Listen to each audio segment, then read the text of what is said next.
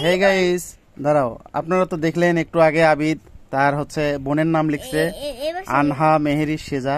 সে এখন তার মামার নাম লিখবে। হ্যাঁ, আপনারা আবার দেখুন।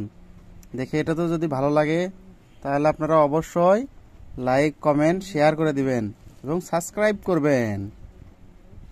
হ্যাঁ, এখন মামার নাম লিখতেছে। আবিদের লেখা কিন্তু খুব সুন্দর। আবিদের বয়স মাত্র 5.5 বছর, কিন্তু সে খুব ভালো লিখতে পারে। সে খুব ভালো লিখতে পারে। হ্যাঁ হ্যাঁ, খুব সুন্দর করে নাম লিখতেছে। কিন্তু সে এখন সবার নামই বানান করতে পারে।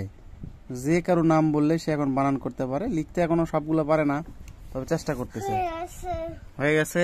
এখন আবিদের একটা খুশি খুশি মুখ দেখেন সবাই, এবং লাইক, কমেন্ট করে দিন, সাবস্ক্রাইবও করে দিবেন। ঠিক আছে?